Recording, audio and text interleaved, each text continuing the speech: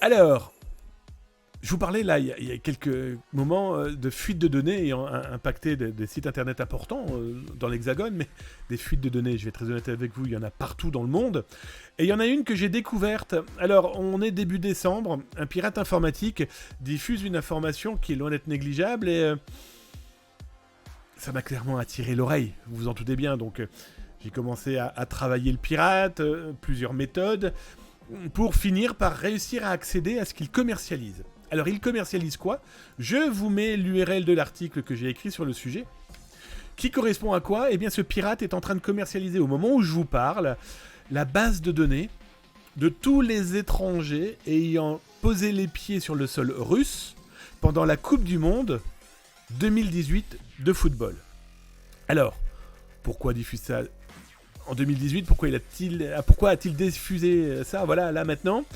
Est-ce qu'elle est vraie, cette base de données ? Plein de questions qui peuvent clairement hanter les crânes des gens qui ont pu aller sur le territoire russe, mais aussi les cyberchercheurs, très certainement aussi la FIFA, etc., etc. Alors, j'ai réussi à accéder à la base de données. Je vous expliquerai pas comment. Je vous rappelle que je n'achète rien, je n'échange rien, je ne vends rien, je ne partage rien.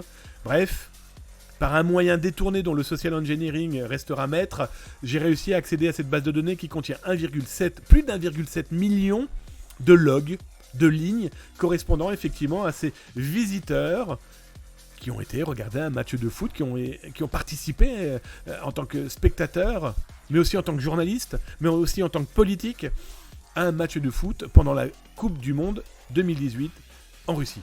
Alors, comment je sais que cette base de données n'est pas un fake ? Que c'est pas un faux, que ce pirate n'a pas balancé ça pour gagner de l'argent, pour arnaquer d'autres pirates, ou tout simplement pour se faire mousser. Tout simplement, c'est que dedans, j'ai tapé des identités de personnes que je connais très bien. Alors, j'ai des gens de ma famille, par exemple, ou alors des journalistes avec qui je travaille. À leur demande, ils m'ont dit « Est-ce que tu peux regarder ?» Ils y étaient tous. Toutes et tous. Avec nom, prénom, date de naissance, numéro de pièce d'identité, où ils ont fait leur passeport, etc., etc. Bref, ce pirate informatique a réussi à mettre la main sur ce genre de documents. Comment ? On ne le sait pas.